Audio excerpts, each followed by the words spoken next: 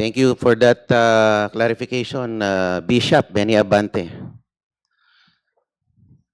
Ewan ko kung is that germane to this hearing. Anyway, magandang araw po, ginang Madam Chair at sa mga kapita-pitagang miyembro ng committee na ito. Marahil ay inaasahan nyo na ako po ay magbibigay ng manifestasyon para tutulan ang pagbubukas ng box na yan mula sa BIR. Ang katunayan po, ako po ay hindi tututol. You may go ahead and open it all you want. Sabi nga ni Madam Chair, hawak niya ang beat. Sino ba naman ako para pigilan ito? Sabi nga ng kanta, huwag mong bibitawan. Huwag niyo nang bitawan yung box. So I dare the committee to open the box, but with a caveat, siguraduhin niyo po na hindi kayo nakalalabag sa batas. At sinabi rin po ni Popoy sa pelikula, I deserve an explanation. I deserve an acceptable reason. Siguraduhin niyo po na kung bubuksan niyo yan, meron po kayong acceptable reason na naayon sa batas.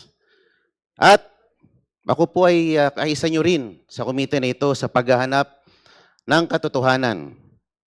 Pero sa ating paghahanap at pagsasiliksik ng katotohanan, siguraduhin po natin na tayo po ay hindi nakalalabag sa ating mga batas. Maraming salamat po, Madam Chair. Again, that is a manifestation and therefore it does not deserve or require any answer. Let us proceed. If there are no other members who wish to, the Honorable Sendanya is recognized. Thank you very much, Madam Chair. Ang haba na po na kwentuhan natin kay Basha at saka kay Popoy. No? Nagkaroon na nga po ng sequel ang One More Chance. No? Second chance.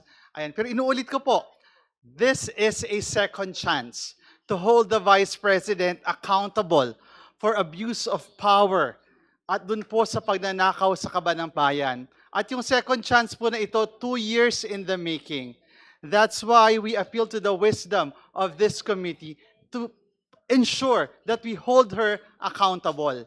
Sabi nga po ng mga kaibigan ko, eyes on the ball. And the ball is ensuring that we get this to the Senate and the Vice President is convicted.